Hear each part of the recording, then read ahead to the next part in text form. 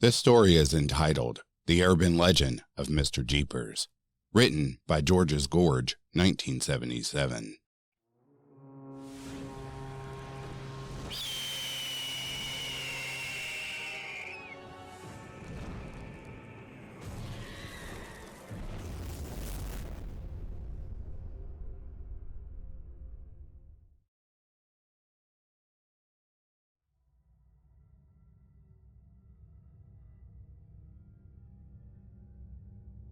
I don't even know if Mr. Jeepers was his real name or not.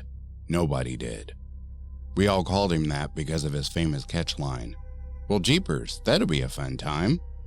Or, "Well, Jeepers, you kids look like you're having fun," etc.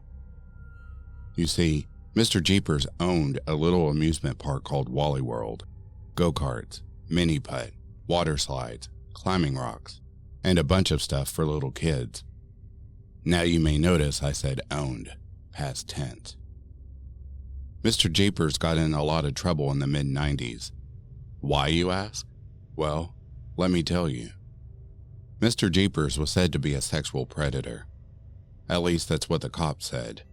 But Jeepers swore, hand to God, he was innocent, and that he'd never hurt a child. But the cameras in the change rooms tells a different story.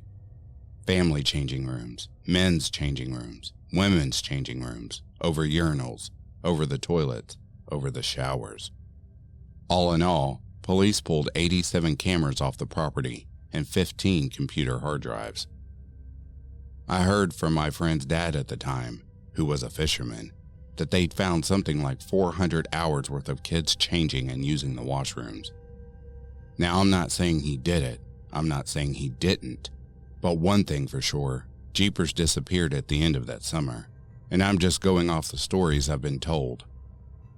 So, that same father who was a fisherman said one night, 8 of the parents got fed up with waiting for the cops to charge Jeepers, and decided vigilante justice would be the best way to handle the Jeepers problem. I know. How Nightmare on Elm Street of them. So they went to Jeepers' house, got him to the door, knocked him out with a taser, and took him back to Wally World.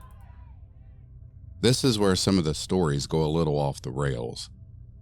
Some say they drowned him in the wave pool slowly over an 8-hour period by tying his feet and hands to a cinder block, then placing a life vest on him, progressively making the waves lower and higher. Others say they dropped him off the 4-story water slide structure. But the worst thing I heard was they did things to Mr. Jeepers with a broomstick and filmed the whole thing, and somewhere, the video still exists. I've never seen it, nor do I think I want to, but one thing is for sure, Mr. Jeepers was never seen or heard from again.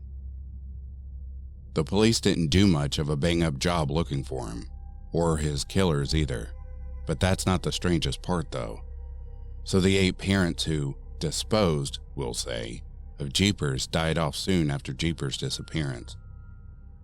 Mr. and Mrs. Thompson were killed in Hawaii by a rogue wave on their sailboat. The Werners died of accidental drowning in their pool together on the same night.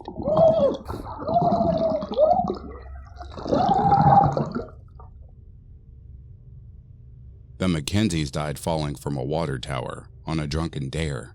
4 stories.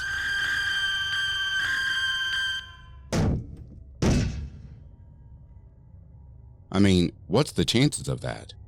They fell 4 stories to their death. Last but not least, the Hoffmans.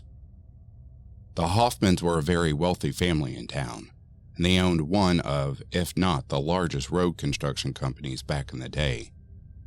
They bought Wally World and were going to tear it down, so in their words, people could move on from this terrible tragedy. According to police, there was only one problem.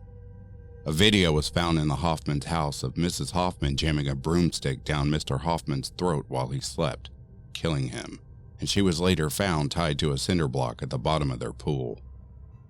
The coroner said he never found any defensive wounds of any type, and there was no signs of a struggle in the house according to the police.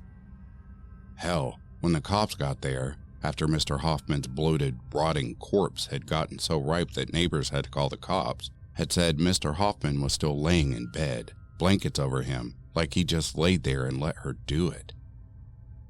The video shows the same thing. Apparently, Mrs. Hoffman walked up to her husband's side of the bed, his eyes open, and then he opened his mouth. She then forces the broomstick down into his gaping jaw until he stopped breathing. Then, Mrs. Huffman walks out of the room, and a splash is heard in the background. It turned out later that it was two of the janitors at Wally World, Mike Milligan and Sean Avery, that had set up all the cameras and were selling the videos to the highest bidder. Mr. Jeepers' computers had nothing on them, as all the video evidence was found in the janitor's office later on. They both got 20 years for the videos and distribution. Mr. Jeepers got an official apology from the town and a plaque placed up on Wally World's main gate. "Happiest man alive. We miss you, Mr. Jeepers," the plaque read. They reopened Wally World a month ago after 15 years of being closed. The new, younger kids say it feels strange, and even parents say there's something off about the place. I took my kids there a few days ago, and I know in the men's washroom where they supposedly defiled Mr. Jeepers, I could have swore I heard "Jeepers" coming from one of the stalls. But there was no one in there with me.